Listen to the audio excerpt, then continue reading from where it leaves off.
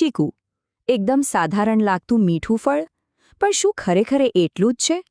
એની પાછળ એક આખી કહાણી છે. એક તરફ એ સુપરફૂડ છે તો બીજી તરફ એમાં એક ચેતવણી પણ છુપાયેલી છે. ચાલો આજે ચીકુના આ બેવડા રૂપને જરા નજીકથી જાણીએ. ચાલો સીધા મુદ્દા પર જ આવીએ. જુઓ આ આંકડો, માત્ર 100 ગ્રામ ચીકુ લો ને તો એમાંથી લગભગ 5 ગ્રામ તો સીધું ફાઇબર જ મળે છે. આ જ વાત સાબિત કરે છે કે ચીકુ ખાલી મીઠું ફળ નથી પણ પોષણનો એક જબરદસ્ત ખજાનો છે. અને હા, આ તો ખાલી શરૂઆત છે. તો સવાલ એ છે કે ચીકુની આ મીઠાશ પાછળ આખરે છે શું? વેલ, એ છે પોષક તત્વોનો એક આખો ખજાનો. ચાલો હવે એ જોઈએ કે આ બહારથી સીધું સાદું દેખાતું ફળ અંદરથી કેટલું દમદાર છે. ચીકુની પોષણ પ્રોફાઇલ પર નજર કરીએ તો બહુ જ રસપ્રદ ચિત્ર સામે આવે છે. જો આમાં લગભગ 20 ગ્રામ કાર્બોહાઈડ્રેટ્સ છે અને એમાંથી પણ લગભગ 15 ગ્રામ તો શુગર જ છે. પણ સાથે સાથે લગભગ 5 ગ્રામ ફાઇબર પણ છે. એટલે કે એક તરફ તાત્કાલિક એનર્જી અને બીજી તરફ પાચન માટે મદદ. બસ આ જ કોમ્બિનેશન ચીકુને ખરેખર ખાસ બનાવે છે. તો આટલી બધી નેચરલ શુગરનો મતલબ શું થયો? સીધો અને સરળ મતલબ, ઇન્સ્ટન્ટ એનર્જી. જાણે કે શરીર માટે કુદરતી એનર્જી ડ્રિંક પી લીધું હોય. એમાં રહેલી ગ્લુકોઝ અને ફ્રુક્ટોઝ એટલી ઝડપથી શરીરમાં ભળે છે કે તરત જ એકદમ ફ્રેશ અને એનર્જેટિક ફીલ થવા લાગે. ઊર્જા તો ઠીક છે, પણ શું ચીકુ શરીર માટે બીજું પણ કંઈ કરે છે? અરે બિલકુલ. ચાલો હવે એના મુખ્ય હેલ્થ બેનિફિટ્સને જરા ઊંડાણપૂર્વક સમજીએ. જોઈએ કે એ આપણા શરીરની અલગ અલગ સિસ્ટમ્સને કેવી રીતે સપોર્ટ કરે છે. તો આ રહી ચીકુના ફાયદાઓની એક ક્વિક લિસ્ટ. હૃદય માટે, પાચન માટે, હાડકાં માટે અને ઇમ્યુનિટી માટે પણ. અને જો દરેક ફાયદા પાછળ અમુક ખાસ પોષક તત્વોનું જાદુ છે. સારું, તો ચાલો આમાંથી 2 સૌથી અગત્યના ફાયદાઓને થોડા ડિટેલમાં સમજીએ.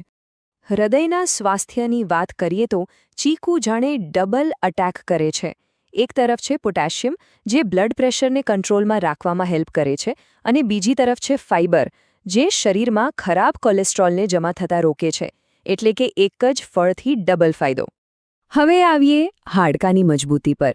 ચીકુમાં કેલ્શિયમ, ફોસ્ફરસ અને મેગ્નેશિયમનું એક પાવરફુલ ટ્રિપલ કોમ્બો છે.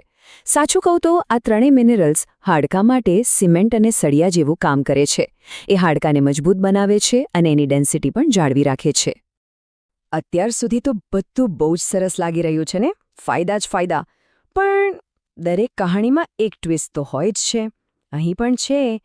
શું ચીકુ ખાવાના કોઈ ગેરફાયદા કે જોખમ પણ હોઈ શકે? જવાબ છે હા, બિલકુલ હોઈ શકે છે. સૌથી પહેલી અને સૌથી મોટી ચેતવણી જોડાયેલી છે કાચા ચીકુ સાથે. જુઓ, પાકેલું ચીકુ ખાવું અને કાચું ચીકુ ખાવું, આ 2 વાતમાં જમીન આસમાનનો ફરક છે. અને ના, આ વાત ખાલી સ્વાદની નથી, આનાથી ઘણું વધારે છે. આ આખી સમસ્યાનું મૂળ છે ટેનિન નામનું એક કેમિકલ. આ એ જ ટેનિન છે જે ચાને થોડો કડક અને તૂરો સ્વાદ આપે છે. હવે મજાની વાત એ છે કે પાકેલા ચીકુમાં આ ટેનિન ફાયદાકારક હોય છે, પણ કાચા ચીકુમાં એનું પ્રમાણ એટલું બધું હોય છે ને કે એ સીધું મોં અને ગળામાં બળતરા અને વિચિત્ર સૂકાપણાનો અહેસાસ કરાવે છે. તફાવત જુઓ તો ખરા, એકદમ ચોંકાવનારો છે. પાકેલું ચીકુ પેટ સાફ કરવામાં એટલે કે કબજિયાતમાં રાહત આપવામાં મદદ કરે છે, જ્યારે કાચું ચીકુ એનાથી બિલકુલ ઉલટું, પોતે જ કબજિયાત કરી શકે છે. મતલબ કે એક જ ફળના 2 રૂપ. એક ફાયદો કરે છે તો બીજું નુકસાન. પરિણામ એકદમ ઓપોઝિટ છે. ચાલો હવે વાત કરીએ બીજી મોટી ચેતવણીની. અને આ ખાસ એવા લોકો માટે છે જેમને ડાયાબિટીસ છે. કારણ કે ચીકુનો જે મીઠો સ્વાદ છે ને, એ એમના માટે એક મોટો પડકાર બની શકે છે. જરા આ આંકડા ઉપર ધ્યાન આપો.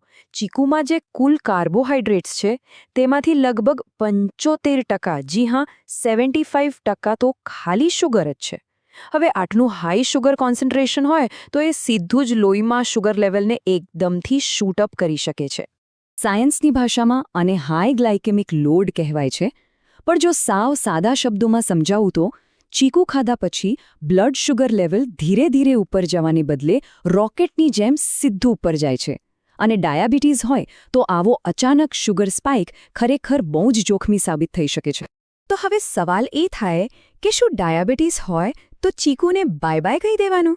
ના બિલકુલ નહીં. એને ખાવાની એક સ્માર્ટ અને સેફ રીત છે. ચાલો હવે એ જ રીત વિશે વાત કરીએ. તો આ રહી ચીકુ ખાવાની સેફ રીત. બસ 2 સિમ્પલ રૂલ્સ યાદ રાખવાના છે. નંબર 1 પોર્શન કંટ્રોલ, એટલે કે એક વખતમાં અડધાથી 1 ચીકુ, બસ એનાથી વધારે નહીં. અને નંબર 2 ચીકુને ક્યારે એકલું ના ખાવું, એની સાથે હંમેશા બદામ, અખરોટ કે પછી દહીં જેવી પ્રોટીન કે ફાઇબરવાળી વસ્તુ ખાવી. હવે આ સ્ટ્રેટેજી પાછળનો લોજિક બહુ સિમ્પલ છે. જ્યારે ચીકુ સાથે પ્રોટીન કે ફાઇબર પેટમાં જાય છે ત્યારે એ શુગરના એબ્ઝોર્પ્શનને એટલે કે શોષાવાની પ્રક્રિયાને એકદમ ધીમી પાડી દે છે. આનાથી શું થાય? બ્લડ શુગરમાં જે અચાનક ઉછાળો આવતો હતો એ નથી આવતો અને લેવલ સ્ટેબલ રહે છે. તો આખરે ચીકુને શું કહેવું? ખાલી એક મીઠું ફળ કે પછી એક પાવરફુલ દવા? સાચું તો એ છે કે બંને છે. ચીકુ આપણને એક બહુ મોટી વાત શીખવે છે કે કુદરતની ભલે ને ગમે તેવી મીઠી ભેટ હોય, એને હંમેશા સાચી જાણકારી અને સમજદારી સાથે જ માણવી જોઈએ. કારણ કે ચીકુનો અસલી આનંદ એના સ્વાદમાં નહીં, પણ એને બરાબર સમજવામાં છે.